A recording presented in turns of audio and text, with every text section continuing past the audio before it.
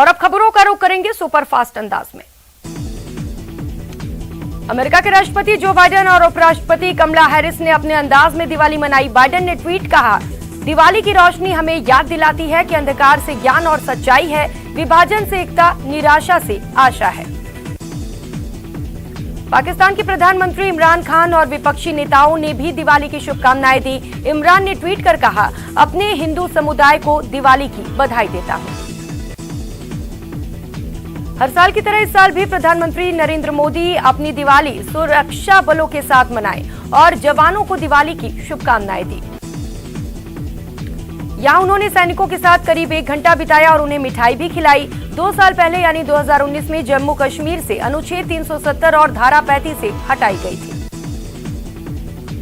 PM को अपने बीच पाकर जवान भी काफी खुश नजर आए। इस मौके पर पीएम ने पौधारोपण किया और पर्यावरण संरक्षण के संदेश दिए। पीएम मोदी ने कहा कि मैं यहाँ प्रधानमंत्री के तौर पर नहीं, आपके परिवार के तौर पर आया हूँ। आपका जो भाव अपने परिवार से जाकर होता है वही मुझे अनुभव हो रहा है। पीएम ने कहा कि आज मैं यहाँ से नई उमंग और नया विश्वास लेकर जाऊंगा। आज हिंदुस्तान का हर नागरिक दिवाली पर एक दिया आपके पराक्रम, शौर्य, त्याग और तपस्या के नाम जलाएंगे। पीएम मोदी ने कहा कि आप मां भारती का जीता जागता कवच हैं। आपको जो सौभाग्य मां की सेवा का मिला है, आपके चेहरे के उन मजबूत भाव को देख रहा हूं। आपका यही संकल्प, पराक्रम करने की पराकाष्ठा, हिमालय हो, गहरी खाई हो, ऊंची चोटियां हो, वहां आप मां भारती का जीता जागता कवच हैं। पीएम ने कहा, आपके सामर्थ्य से देश में एक निश्चिंतता होती है। आप पराक्रम की वजह से हमारे पर्वों पर 4 चांद लग जाते हैं। दीपावली के बाद गोवर्धन पूजा, छठ पूजा की भी आप सभी देशवासियों को शुभकामनाएं देता हूं। पीएम मोदी ने जवानों को संबोधित करते हुए कहा, मैं हर साल दिवाली उन सैनिकों के साथ मनाता हूं जो देश की रक्षा कर रहे हैं। आज मैं जवानों के लिए देश के करोड़ों लोगों की दुआएं लेकर आया हूं। उन्होंने कहा कि आपकी वजह से देश के लोग शांति के साथ सोते हैं और त्योहारों के समय शांति है। पीएम ने कहा कि मैं यहाँ प्रधानमंत्री नहीं, आपके परिवार के सदस्य के तौर पर आया हूँ। पीएम ने यह भी कहा कि इस ब्रिगेड ने सर्जिकल स्ट्राइक के दौरान जो किरदार निभाया, उसने पूरे देश को गर्व से भर दिया। पीएम ने कहा, पहले सुरक्षा बलों के लिए रक्षा उपकरण और हथियार खरीदने में बरसों लग जाते थे, लेकिन पुराने तरीकों को खत्म करने का एक ही तरीका है कि आत्मनिर्भर बने। प्रधानमंत्री ने कहा कि हमें अपनी तैयारियों को दुनिया में हो रहे तेज परिवर्तन के साथ ढालना होगा। पहले हाथी घोड़े से लड़ाइयां होती थी, लेकिन आज की युद्ध कला काफी बदल गई है। तकनीक के विकास से बड़ा परिवर्तन आया है। मोदी ने कहा कि नारी शक्ति और ज्यादा मजबूत किया जा रहा है। नेवी और एयरफोर्स में अग्रिम मार्च पर तैनाती के बाद आर्मी में भी महिला शक्ति का विस्तार हो रहा है। बेटियों के लिए कई मिलिट्री संस्थानों के दरवाजे खोल दिए गए हैं।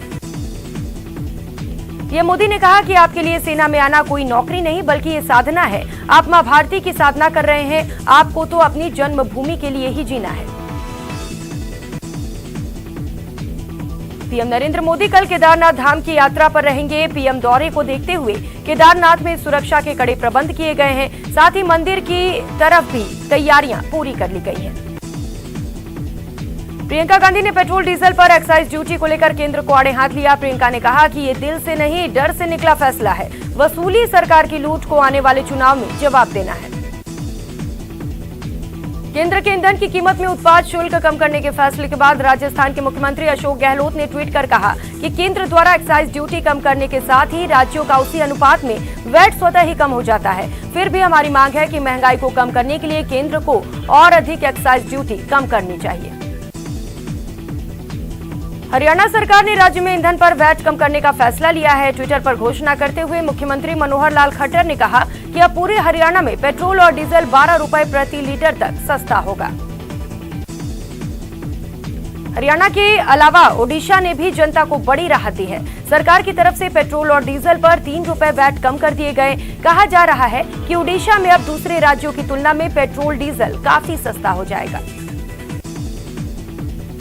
दिवाली के मौके पर जयपुर में नियमन को लेकर पैरा टीचर्स का जमकर आक्रोश देखने को मिला। शहीद स्मारक पर बड़ी संख्या में जमा हुए पैरा टीचर्स ने प्रदर्शन किया।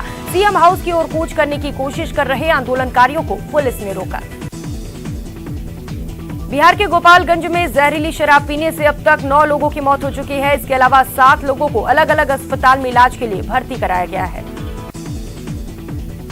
दलित संगठनों की तरफ से दावा किया गया है कि समीर वानखेड़े ने नौकरी पाने के लिए खुद को एससी बताया था। आरक्षण पाने के लिए समीर की तरफ से फर्जी कागजात दिखाए गए थे। ये आरोप स्वामी नाभी रिपब्लिक आर्मी और भीम आर्मी की तरफ से लगाए गए। बच्चे के साथ यौन शोषण मामले में भरतपुर कोर्ट ने आरोपी जज को 2 दिन की पुलिस रिमांड पर भेज दिया। पुलिस आरोपी जज से 6 नवंबर तक पूछताछ करेगी।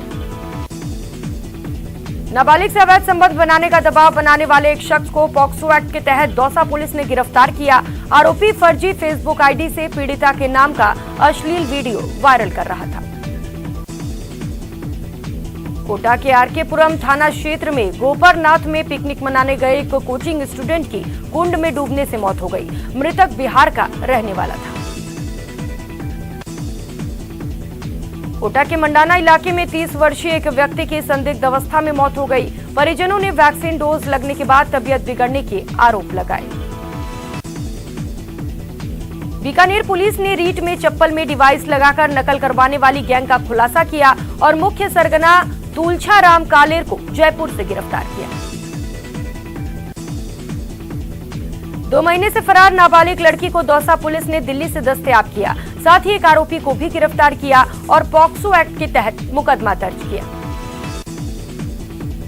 कोटा की ग्रामीण इलाके में अवैध जुए और सट्टे के खिलाफ पुलिस ने कार्रवाई की और 16 आरोपियों को गिरफ्तार किया। साथ ही आरोपियों के कब्जे से 25,000 से ज्यादा का कैश भी जब्त किया। करौली की हिंडौन पुलिस ने एक शातिर वाहन चोर को गिरफ्तार किया। साथ ही चोरी की बाइक भी बरामद की। पूछताछ में और भी वारदातों के खुलासे होने की उम्मीद है। चूरू में खूनी संघर्ष में एक मौत मामले में पुलिस ने 5 नामजद और 4 के खिलाफ हत्या का मुकदमा दर्ज किया। साथ ही एक महिला सहित 5 लोगों को हिरासत में लिया।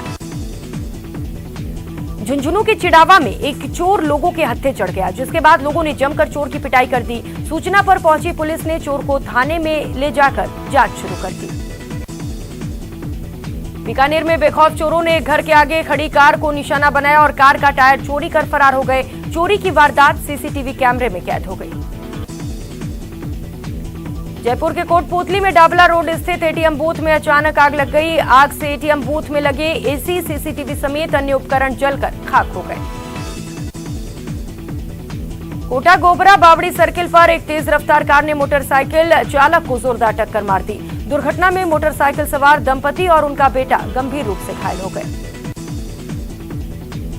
चूरू के गांव भुजान में लड्डू खाने से एक ही परिवार के 7 लोगों की तबीयत बिगड़ गई। प्राथमिक उपचार कर सभी रोगियों को राजकीय भर्तिया अस्पताल में भर्ती किया गया। नवलगढ़ सीकर की सीमा पर भीषण सड़क हादसा हुआ। दुर्घटना में 2 लोगों की मौत हो गई। दौसा के बांदी कुई में नाबालिग लड़की से दोस्ती और अवैध संबंध बनाने के लिए युवक ने पीड़िता के नाम पर फर्जी आईडी बनाई। अश्लील वीडियो वायरल करने की धमकी दी। पुलिस ने आरोपी बंटा उर्फ गोलू बैरवा को गिरफ्तार कर लिया। भरतपुर में नाबालिग बच्चे के साथ एसीबी के न्यायाधीश द्वारा यौन शोषण मामले में आज पुलिस द्वारा जज को न्यायालय में पेश किया गया, जहां पुलिस द्वारा आरोपी से पूछताछ के लिए 2 दिन का रिमांड लिया गया। कोटा के आरकेपुरम थाना क्षेत्र में गोपरनाथ में पिकनिक मनाने गए कोचिंग स्टूडेंट की कुंड में डूबने से मौत हो गई। मृतक बिहार का रहने वाला था।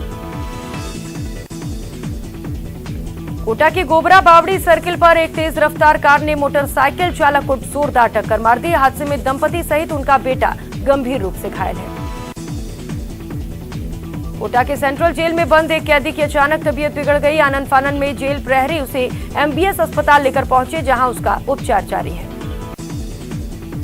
करौली के हिंडौन कोतवाली थाना पुलिस ने लगातार दूसरे दिन भी चोरी की मोटरसाइकिल के साथ एक वाहन चोर को गिरफ्तार किया।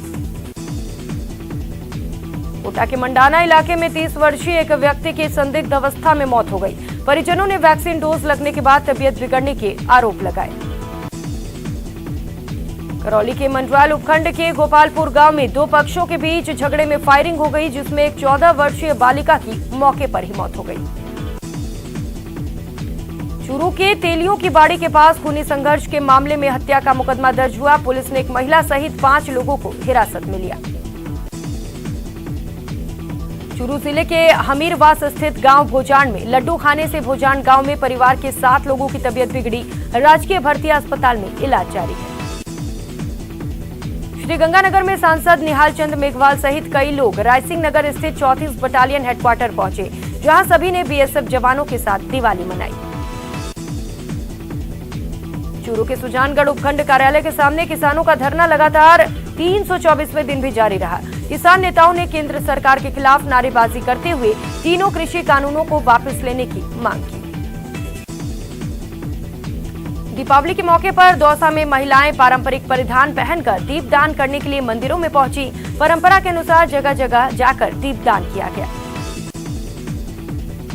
दीपावली के अवसर पर श्रीगंगानगर आकर्षक रंग बिरंगी रोशनी से नहाया हुआ नजर आया। जिला मुख्यालय के गोल बाजार सदर बाजार पर आकर्षक रोशनी देखने को मिली।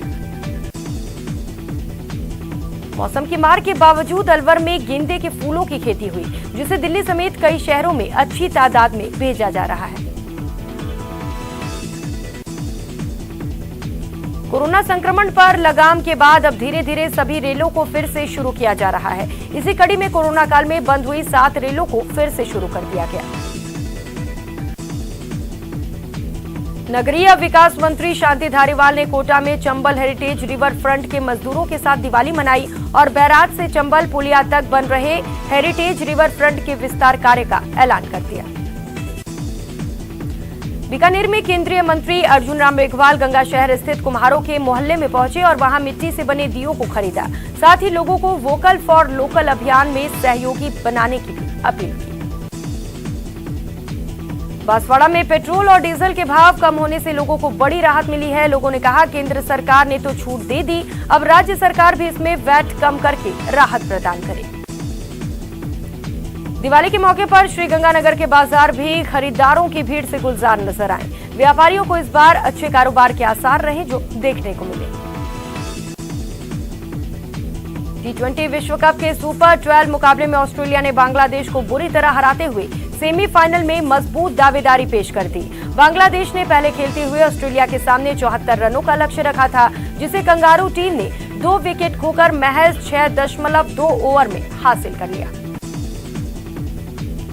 शेयर बाजार ने मुहूर्त ट्रेंडिंग पर जमकर दिवाली मनाई। सेंसेक्स 295 अंक चढ़कर 60,867.62 पर बंद हुआ। वहीं नेशनल स्टॉक एक्सचेंज का निफ्टी 87 अंक उछलकर 17,916.80 पर बंद हुआ।